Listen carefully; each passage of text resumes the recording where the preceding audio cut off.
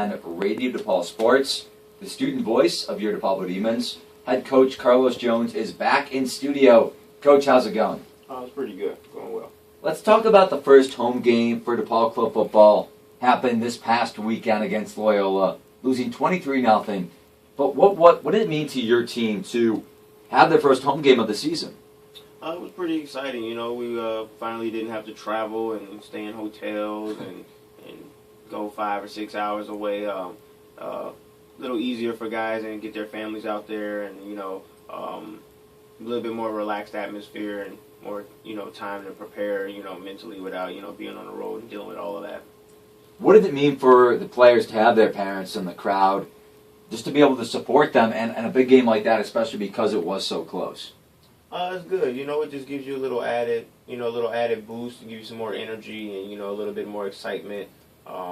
Just to have your family out there and see them in the stands and cheering for you is always a good thing. Were you able to get any of your family out there? No, I'm not from here, so there's. Oh, right, you're from Ohio. I had my daughter. She was there with me. She enjoys being out there, so my daughter and her grandfather was there. So yeah, actually I did have some family out there. That's awesome. I'm sure that was great for you too. Yeah. How about the defense? If we start breaking down the game, 23-0, you guys lost, but 8-0 heading into the fourth quarter. So tell the listeners about the defensive performance. It was highlighted by the defense. We really didn't, get a whole lot going on offense. We had a few flashes, but mostly it was a defensive field position game. Our defense stopped them pretty much the whole game. We punted a lot, but our defense really kept them at bay until ultimately you wear down. There just comes a point where the defense just can't keep stopping them, and eventually you're just going to get worn down. Right. The more your defense is on the field, especially when it's that long and your offense isn't producing, you're going to get worn down in the fourth quarter. Absolutely. The defense made a lot of big plays. There was a number of times where Loyola was in striking distance to score, and we stopped them, particularly in the first half. With I think it was about 9 seconds left in the first half. Loyola was on the 5-yard line, and the defense came up with a big stop to take us in the half, 8-0, and stop that scoring threat. And gave us a huge momentum, especially because we were getting the ball in the second half. We just couldn't get it going offensively enough to put anything in the end zone. Who were some of the standout defensive players on your team this weekend? Ivan Rojas had a huge game, a couple of sacks. He probably had 15, 20 tackles. And that's not even embellishing. He really had a lot of tackles. He was everywhere. Scott Kopax had a really big game. He did some good things. The twins, Jake and Matt, they had some big plays in the secondary, and it was just an overall huge performance for the defense. I remember when we had Ivan in studio. He's a very humble guy, and to see that kind of a player have success like that makes me happy too. Yeah. He had a really big game. We were really excited and proud for him. He had his kind of his own little momentum going into the game. He just was really fired up going into the game. We didn't expect him to play as well as he did. He's always played well, but this was he was just everywhere. It was pretty incredible to watch. Breaking down this defense piece by piece, was there something that really impressed you about the defensive line's performance? Yeah, they really got after the quarterback. This was probably our biggest game stat wise as far as sacks. We collapsed the pocket quite a bit of times. And with Matt Boz at quarterback, running is always priority number one for him. And there was a number of times where he looked like he was going to get away, and then the pocket collapsed, and the defense was all over him. He got sacked a number of times. He broke away a few times, but the defense never, they never folded. It was kind of bend don't break kind of thing. They sacked him quite a bit. They got after him. It really came down to guys breaking down and just tackling well. How much did it help the defensive line to have game film, to see what they did wrong in the regular season opener, and come back and put on a strong performance like that? Game film is huge. It's always a good thing to actually see, particularly what you're doing wrong.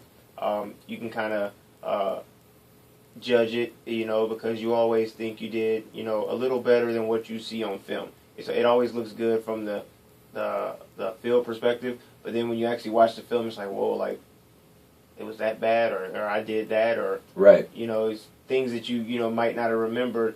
You see it on film and realize, well, there's a lot of things I can clean up. So that helped us. We were familiar with them. We knew what they were going to do. Read option, run with Devin and run with Vaz, and that's what they did. And we actually forced them to pass the ball a lot more.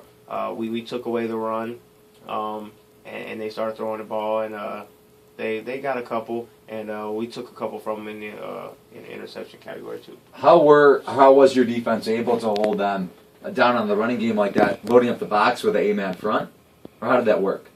Not really. Well, we played it cool. We had a 4-3, a 7-man front. Really, we didn't blitz too much. Basically, it just came down to effort. The guys wanted it. They wanted to stop them. They wanted to beat Loyola. They just played with a lot of motivation and heart, and they just flew around, and they just refused to let Loyola come in there and just run through them.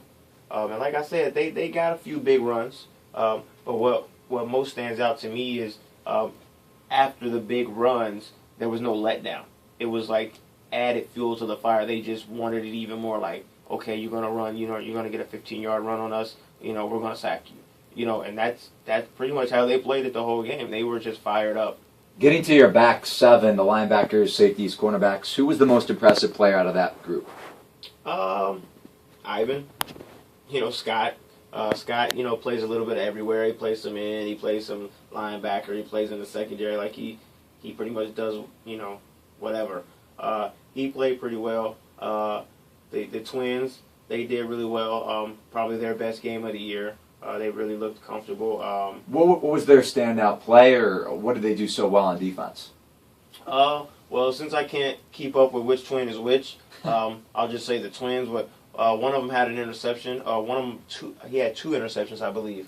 I don't know if it was Jake or Matt. We'll say both. We'll say both. But one of the twins had 2 interceptions. They played really well. And Riley had a pretty good game. We actually moved him around. We put him at some defensive end, and he actually played one of his better games at defensive end. He did some really good things. So that was pretty cool to watch, seeing him transitioning and moving around and being flexible. How important is it for you to have Riley, who is not only a player on your defense, but a team captain and the president of DePaul Club Football, so to have that leadership, but also a player that can show what he can do on the field, too? Yeah, it's always good to have somebody who can wear many hats, and Riley does a lot for us, on and off the field, and he's been a huge, asset to our organization, particularly in the fact that he founded the organization to begin with. But, he's always dependable, reliable, always makes some plays, and he always does what we need him to do, on the field and off the field. And, Coach, let's break down the offense a little bit after the loss against Loyola. What did they do well in that game, and what did go so well for the offense? What do we do well? Probably snap the ball better. Not a whole lot that I can say positive on offense. I mean, it's just been bad.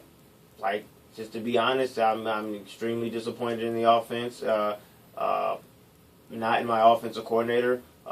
It's on the players.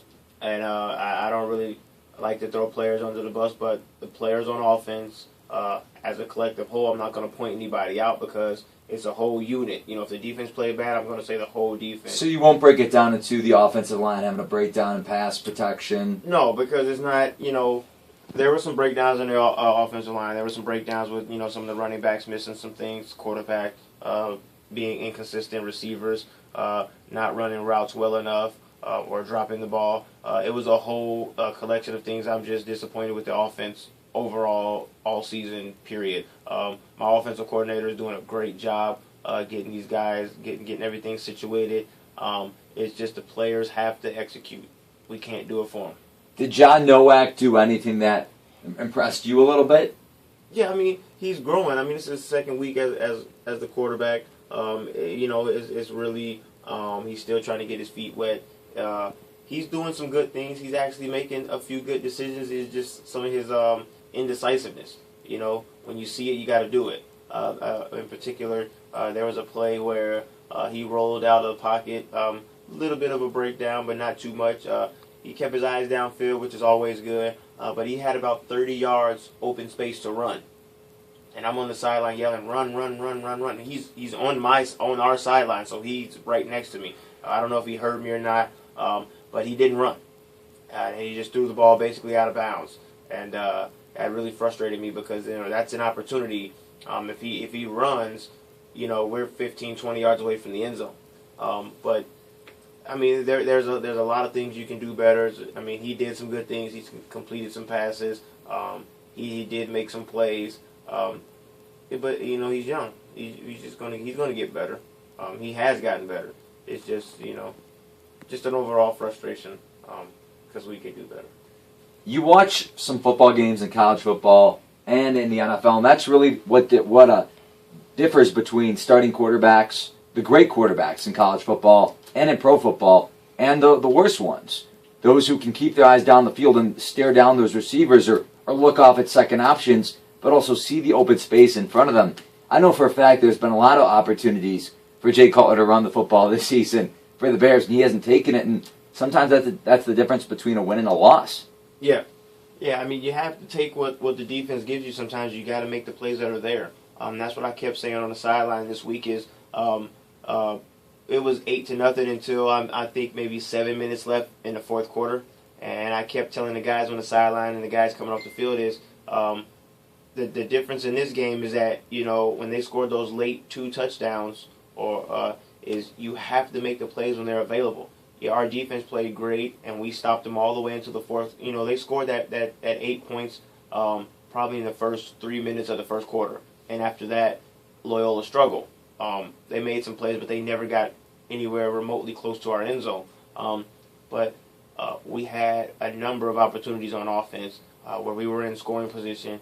We had a chance to make some big plays, and we didn't. And that's the difference between that 8-0 or being 8-8 or being 23-0, not making plays. And what do you say to your team? You have 2 games left in the season, or potential 2 games left. What's the message to the offense to get across to them that they have to score some points, and how about that defense? You got to make the plays. They have to make the plays. It's not like, the most frustrating part is it's not that they're bad. It's not that, we just don't have the talent or we don't have the players. It's just the players not making the plays that are there. And what's most frustrating is that they all see it. They see it on film. We have the film. We watched it. The coaches watched it. It's so much that's there that's just not getting done. And that's the frustrating part because the opportunities are there. It's not like we're being dominated or these defenses are just amazing. We're just not making plays. How important is it for not only the coaching staff? I'm sure there's some frustration with how the season has gone along, but the chemistry with the players themselves, the 25-ish men that are still on this roster, how important is it for you to keep this unit bonded and together? There's no like infighting or anything like that. Like the camaraderie and the chemistry is good. There's no issues and no attitudes or anything like that. These guys are sticking with it. They're fighting. Their energy is high. Their confidence is high. It's just a matter of guys making plays. There's been games on defense where we just play like crap. Didn't tackle anybody. So it's not just offense. There's a number of things that's happened throughout the season that hasn't been good enough. But we're I'll keep saying we're a first-year team. We're still trying to figure this thing out. Some of these guys, this is their first 5 games in the history of their life. Like in playing, they've never played this sport before. Is it tough to get a message across to them to stay with it and not quit on this team just because you're having a tough season and it's your first year playing football? What do you say to those players who are having it tough and having some growing pains in their first year with DePaul Club football? Those guys are sticking with it because we're going into week 7. As far as games, week 8 total season, they're still here. So those guys are here. So there's not much I have to say to them because they were if it was too much for them, they would have quit by now. I mean, and it still could be rough on them, because it is their first year and they're still struggling through it. But as long as they don't quit, there's nothing to say to them. They're all right. They're still here. So that shows, their heart and their energy and the fact that they can handle it. And I think a lot of these guys who it's their first couple games or their first season, they're the ones that are still here realize, hey, I can do this. It's hard. I know I got to do more and I got to, learn how to take care of my body and this, that, and the other. But they're still here, which means they've proven to themselves and everybody else that they can play at this level. How about special teams? What looked good to you in that phase of football over the weekend against Loyola? The punting. We punted really well. Alex Smith, he had his best game punting. We pinned him down every time. We didn't sustain a lot of drives on offense, so we punted a lot. We played a lot of field position, even on 4th and 1, 4th and 2. I still chose to punt. Play field position. Our defense was playing well enough. I thought we can just stop them, and then we just, grind it out until we can, put one in and even it up. But yeah, I don't think they started a drive with a punt, no closer than 60, 70 yards out. So that made it a lot easier on the defense to actually have them start with a long field, because a lot of the games this season, the teams have had short fields. They have 30 yards to score, or 40 yards to score, or 20 yards to score. Really terrible field position for us. And no matter what kind of defense you have, it's going to be hard to stop some people. So that takes no toll on any of your defensive players or special teams players, because if it was me and I was out on the field and you're getting the opposing team in poor field position and you're making stops on defense, but your offense can't get it done, I'd be frustrated because you're playing well, just you're not scoring points. Yeah, it is frustrating. But one thing I will credit our players with is every time the defense had to go back on the field, offense threw an interception or we had to punt, you never saw a gripe. You never heard them say, this, that, and the other about offense. They never put them down. They never, had anything bad to say about them. It was almost like they thrived on it. They were more, like every time that we punted and we went back on the field, the defense was just amped up every time. They just wanted it. They just had a different mindset that game. So they rallied around it and they accepted the challenge, and that's a big it's a big thing for us. And those are the kind of things you have to take out of the season. Like I said, I tell them after every game and before the game, you got to take out the positives. You got to take the positives from it. Everybody's going to see the negatives, and the outside interests are going to say, well, you lost or you did this or you. But you got to take away the positives, because that's what you got to grow from. Is there more of a chemistry that you see now than earlier in the season? More of a bonding between these players to have that confidence going into next season? Yeah, I think so. I think some guys are starting to trust their teammates a little bit. They're starting to understand that it's not a one-man show. You can't rely on just one thing, that everybody has to come together. They've seen it with some injuries, like, for instance, when, Eddie Serrano went out and we had to put John Nowak in. Everybody rallied around John. Nobody said, oh, man, well, we're in trouble now. I mean, some could argue that we were already in trouble, because we just didn't have a steady quarterback, So, there's been a lot of guys moving around. We put guys in a lot of different positions, offensively and defensively, and guys have accepted it. Nobody's complained about it. Everybody's just stepped up, and, good things are going to happen. Good things have happened. Like I said, you can't always look at the score to tell what's going on. I know it's tough to think about it this way, because I'm sure you'd be much more happier with a roster at 40 than 25. But maybe it's made your team a little bit more versatile to have these guys, now that going into next season, that, like you said, Riley can not only play safety, but also pass rush and defensive end too. Yeah. One thing about, is the beginning of the year, it's the first season, and one thing the coaches and I talked about a little bit after the game is that, well, now we know what's in store for next year. We know who can do what We know who can handle what, who can't handle it. We know those players who quit on us, or mysteriously disappeared. We understand that it's a weeding out process, and we're getting rid of those guys. They're getting rid of themselves. That actually helps us because despite a player maybe having some talent and being a good player, if he doesn't want to be here and he doesn't want to put the work in, then he's pointless. So we actually, in my opinion, I'm appreciative of those guys leaving the program because that helps us. That lets us know what players we have and what players we don't need as far as mentality and mind state. Is there a certain coach that you work really well with in terms of evaluating players, or are you guys all a band of brothers? We're a band of brothers. I mean, we all feed off of each other. Like I'm the head coach and I work primarily with the offense, but I did design our defense. I work with everybody. I know everything that's going on the team: offense, defense, special teams. I'm hands-on. I know what's going on with everything. There's times in the game where I'll make a substitution on defense.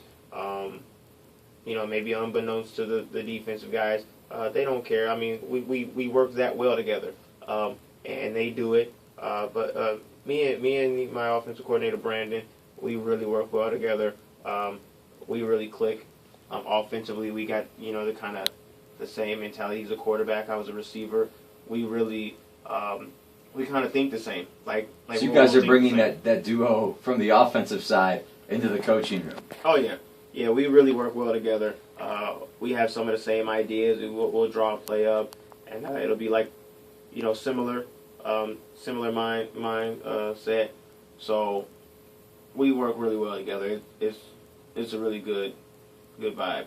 That's head coach Carlos Jones. I'm Eli Riskovich. More club football talk next.